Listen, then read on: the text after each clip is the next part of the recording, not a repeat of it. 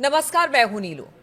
तो देखिए, हमास ने इजराइल के बंदियों को छोड़ने पर सहमति जता दी है। यानी वो इजराइल के जो बंदी थे उनको वो छोड़ देगा। यानी कि जो बातें हो रही थी तमाम बिंदुओं पर कि क्या हमास मानेगा, एक प्लान गजा को लेकर तैयार किया गया था, उसमें ये बात तो हमास ने मान ली, लेकिन बाकी बातें अभी भी वो नहीं मान रहा है। उसने कुछ शर्तों के साथ ही ये जो इजरायली बंधक है उनको छोड़ने की बात कही है। और इन्हीं सब के बीच अब ईरान और रूस दोनों की एंट्री हो गई है।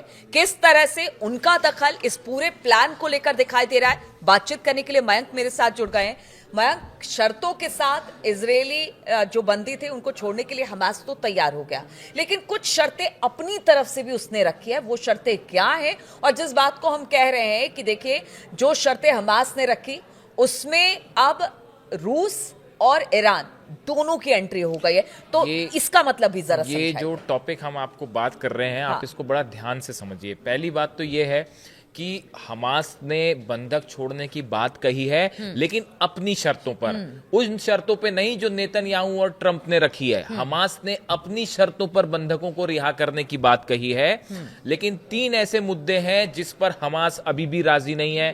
पहला सवाल ये कि हमास के लड़ाकों को हथियार सरेंडर करने पड़ेंगे। इस मुद्दे पर हमास ने कुछ नहीं कहा है।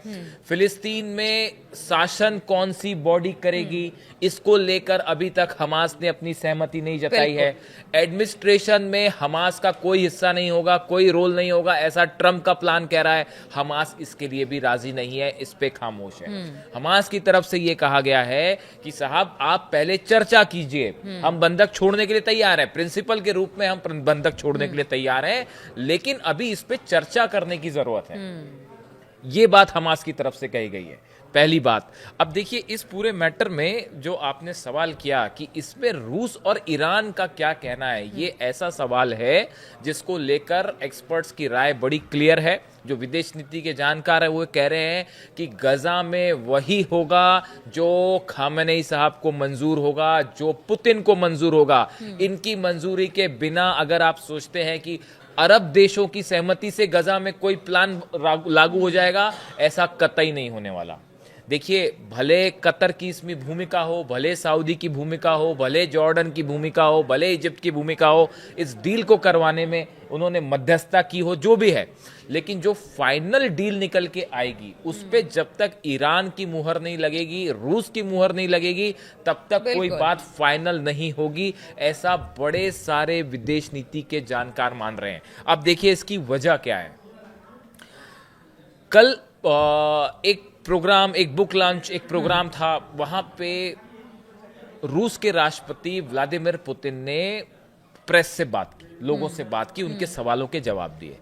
इस दौरान उनसे कहा गया, उनसे गजा को लेकर कई सारे सवाल पूछे गए, ट्रंप की जो डील है उसको लेकर सवाल पूछे गए, और उसमें 5-6 बातें पुतिन ने कही हैं गजा को लेकर, फिलिस्तीनियों को लेकर। वो क्या बातें हैं, शॉर्ट में बताते हैं आपको। पहली बात, रूस ने साफ कहा, पुतिन ने, कि फिलिस्तीन एक आजाद मुल्क होना चाहिए, यही पहली शर्त है और यही आखिरी शर्त है। और 2 देशों की उन्होंने साफ साफ वकालत की कि फिलिस्तीन जब तक एक अलग देश नहीं बनेगा तब तक इस समस्या का हल नहीं हो सकता। पुतिन ने साफ साफ बात कही। ये जवाब है अमेरिका को, ये जवाब है उन सब देशों को जो अगर किसी तरह का वो प्लान लागू करना चाहते हैं। और यही मांग शुरुआत से फिलिस्तीनियों की भी रही है। अब पुतिन इस बात को लेकर एकदम साफ रूप पे सामने आ गए। आप इन सभी शर्तों को बड़ा ध्यान से समझिए, हम इसका एंड कहां करेंगे। और आप दिमाग में ये बात भी रखिए कि हमास ने जो है वो क्या शर्तें रखी है। देखिए, वो एक गाना है जो हिंदुस्तान में बहुत चलता है, इशारों को अगर समझो, राज को राज रहने दो। तो ईरान जो है, ईरान की खामोशी क्या कह रही है इस पूरे मामले में, और पुतिन क्या कह रहे हैं, उसको जरा ध्यान से समझिए। पहली बात, उन्होंने कहा कि 2 नेशन थ्योरी, जब तक फिलिस्तीन नया देश नहीं बनेगा साहब, तब तक कोई हल नहीं है। दूसरी बात वो कह रहे हैं, हमास को प्रशासन में शामिल किया जाना चाहिए। ये रूस का स्टैंड है, पुतिन ने खुद ये बात कही है। और देखिए हमास क्या कह रहा है। हमास ने जो जवाब दिया उस पे उसने इस मुद्दे को लेकर असहमति जता दी है। हाँ। कि हम जो है, अगर आप सोचते हैं कि आप हमारे को एडमिनिस्ट्रेशन से बाहर कर देंगे, हमास उसके लिए तैयार नहीं है। इस पे उसने खामोशी साध ली है। और कल रूस ने क्या कहा, पुतिन ने क्या कहा कि हमास को एडमिनिस्ट्रेशन में शामिल करना जरूरी है। तीसरी बात सुनिए, हमास का प्रशासन को समर्थन हो। पुतिन ने यह कहा कि जो नई बॉडी की बात हो रही है कि एक फिलिस्तीनियों की बॉडी बनेगी, फिर उसको मॉनिटर करने के लिए एक इंटरनेशनल बॉडी होगी जिसमें ट्रंप उसकी अध्यक्षता करेंगे, जिसमें टोनी ब्लेयर होंगे, उसको लीड करेंगे।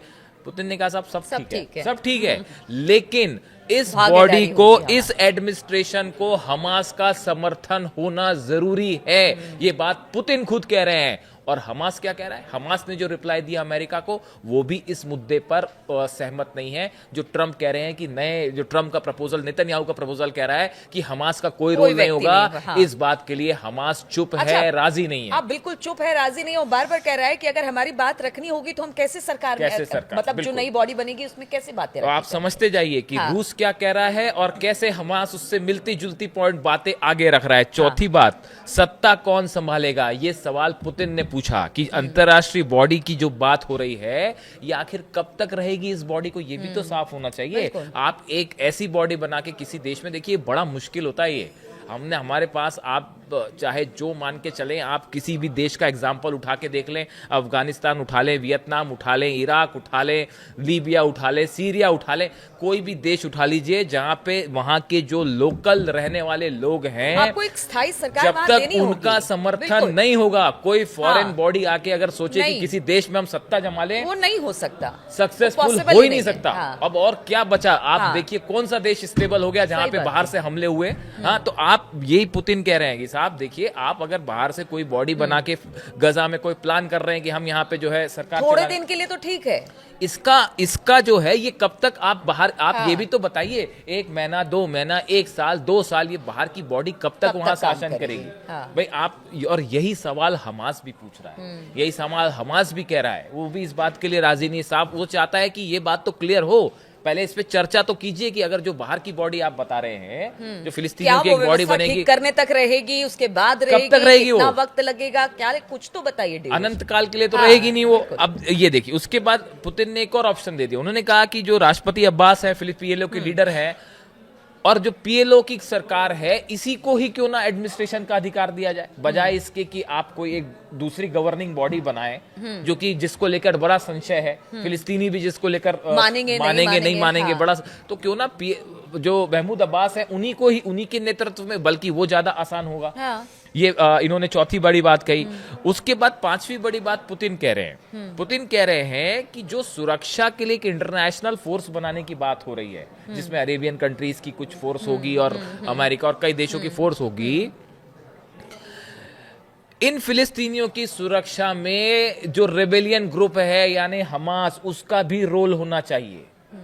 ये पुतिन कह रहे हैं कि भाई जो एक इंटरनेशनल फोर्स की आप बात कर रहे हो, उसमें हमास काफी लंबे समय तक, एक बात उसको भी आप शामिल करिए, कंटिन्यू करेंगे। लेकिन एक बात है, अब तक का हमास या गजा को लेकर पुतिन इतने खुलकर कभी नहीं बोले, लेकिन आज ये पहली बार है, आप समझिए इस बात को, कि खुलकर बोला, एक एक बिंदु पर बोला है और अपनी बात उस पर रखी है, और एक तरह से समर्थन किया है गजा और वहां पर रहने वाले लोगों का। और ये पुतिन का स्टेटमेंट आया, और उसके बाद रात को खबर आई कि साहब हमास ने अपनी बातें सामने रख दी है।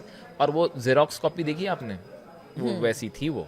तो अब आप समझिए चीजों को कैसे हो रहा है। मतलब आप अगर सोचें कि ईरान, अभी हम ईरान पे तो आए नहीं, अभी तो हम रूस की बात कर रहे हैं, कि अगर आप सोचते हैं कि पुतिन, और देखिए मिडिल ईस्ट, गाजा एक ऐसी जगह है, फिलिस्तीन एक ऐसी जगह है जो जहां पे कब्जा करने का या वहां पे आपका अगर प्रभाव बन गया, तो आप रूस के भी करीब हैं, आप ईरान के भी करीब हैं, आप चाइना तक रीच पहुंच रही है, पूरे मिडिल ईस्ट में जमीन की ही लड़ाई है इतने सालों से। तो ये इतना आसान नहीं है कि वहां पे ये 20 सूत्री प्रोग्राम बना के लागू करके इंटरनेशनल फोर्स भेज देना, इजराइल अपनी फोर्स बाहर निकाल ले। वो अभी नेतन्याहू को, अभी वो एक अलग समस्या है कि कब वहां पे बातें बदल जाएं। हमास यही कह रहा है कि इस बात की क्या गारंटी कि कल को हम हथियार सरेंडर कर दें और उसके बाद पलट जाए आप, फिर उसके बाद क्या होगा, फिर दूसरी बार हथियार थोड़ी ना मिल जाए, दूसरी बार फिर वो ग्रुप थोड़ी ना खड़ा हो जाएगा। ये हमास की समस्या। अब देखिए पांचवी बात जो ये कह रहे हैं कि जो रूस ने कहा, पुतिन ने खुद कहा कि सुरक्षा में आप जो है हमास को कुछ नेताओं को भी शामिल करिए। छठी बात, ये कतई मंजूर नहीं होगी इजराइल को, इस डील में बड़े सारे ट्विस्ट एंड टर्न है। ये बात जहां तक मैं समझ पा रहा हूं या कुछ लोग समझ पा रहे हैं जो विदेश नीति के जानकार हैं, इजराइल इस बात के लिए राजी ही नहीं होगा। अब देखते हैं क्या होता है। छठी बात, सत्ता का ट्रांसफर कब तक होगा। जो पुतिन ये कह रहे हैं कि अगर नई बॉडी बनती है, जो आखिरी में अंत इसका ये है कि एक लोकल फिलिस्तीन गवर्नमेंट बनेगी, फिलिस्तीनियों की राय से बनेगी। ये सत्ता का ट्रांसफर कब तक होगा, आप इसके लिए कोई समय सीमा तय करेंगे कि कब इलेक्शन करवाएंगे, या इसका एक फ्रेमवर्क होना चाहिए। सातवीं बात कह रहे हैं कि चर्चा होनी चाहिए, हर मुद्दे पर बारीकी से एक्सपर्ट्स के साथ बैठ के चर्चा होनी चाहिए, जिसमें टाइम लगेगा। आज हमास ने जो शर्त रखी है, जो अपनी बातें सामने रखी अमेरिका के साथ, उसमें हमास भी यही कह रहा है कि वक्त चाहिए एक एक चीज पे चर्चा करने का। ये इतना आसान नहीं है कि हथियार सरेंडर कर दे, नई सरकार बन जाए, इजराइल बाहर आ जाए। अरे हर चीज इतनी जल्दी जल्दी नहीं हो सकती। तो यही बात कल पुतिन ने कही, तो क्या 4 घंटे बाद हमास ने भी यही बात कही। इसीलिए तो हम कह रहे हैं क्या इसको हम ये मान के चले कि पेच फंसा दिया, पेच फंसा है। देखिए ये जो हो रहा है, ये आइसोलेशन में नहीं हो रहा कि ये जो डेवलपमेंट हो रहे हैं आपको लग सकता है। अब देखिए ईरान में, एक तो आप ईरान के समाचार पत्र उठा के देख लीजिए, जितने न्यूज़पेपर्स हमने फॉलो किए, जो ईरान का लोकल मीडिया फॉलो किया, ईरान में जो ये ट्रंप का 20 पॉइंट प्रस्ताव है, इसको लेकर जबरदस्त गुस्सा है लोगों में। ईरान का एक भी रहने वाला बंदा इस बात के लिए राजी नहीं है कि ये जो डील आई है इस पे सहमत हो जाए। उनका कहना ऐसा है, इस डील को मानने का मतलब है आप फिलिस्तीनियों को उनकी जमीन से हटा देना, आप उनका प्रभाव खत्म कर देंगे। ये एक प्रकार का सरेंडर होगा। यही चीज ईरान में इस समय चल रही है। ये बात हम नहीं कह रहे, ये बात ईरान में कही जा रही है। ईरान के लोग ये बात कह रहे हैं, ईरान का मीडिया ये बात कह रहा है कि इस प्रस्ताव को मानना सरेंडर करने जैसा होगा। ऐसा ईरान का कहना है इस मामले में, जो वहां का लोकल मीडिया कह रहा है। लेकिन बड़े गौर करने वाली बात है कि ईरान की तरफ से अभी तक इस 20 पॉइंटर जो प्रोग्राम है, इसको लेके ईरान चुप है। अब इस चुप्पी की वजह क्या है, आप सोचिए जरा। एक ऐसा देश, ईरान, हर बात को लेकर सीधा जवाब देता है। जब भी मिसाइल फायर हुई, मिसाइल फायर किया। कोई इंटरनेशनल मुद्दा हुआ, ईरान ने हमेशा अपनी बेबाक राय रखी है। चाहे मिसाइलों की बात हुई, चाहे न्यूक्लियर प्रोग्राम की बात हुई, या फिर इजराइल के साथ जंग की बात हुई, हर मुद्दे पर ईरान की अपनी राय होती है। इस बार ईरान खामोश क्यों है, इसको लेकर एक्सपर्ट्स जो बता रहे हैं, विदेश नीति के बड़े जानकार जो बता रहे हैं कि गजा में जो प्लान लागू होने की बात हो रही है, इसको लेकर ईरान के साथ भी चर्चाओं का दौर जारी है, लेकिन वो पर्दे के पीछे से खेल चल रहा है।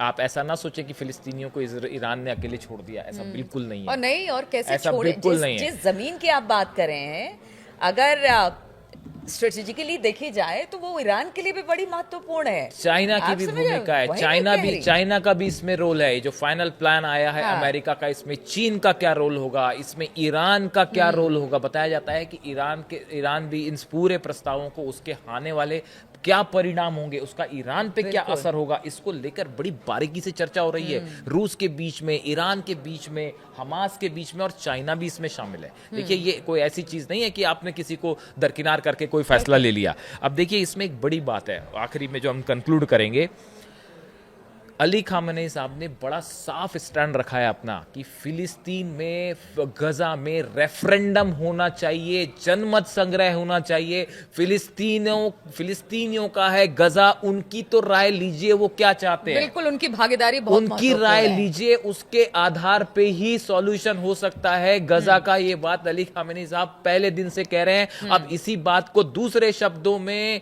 पुतिन भी कह रहे हैं।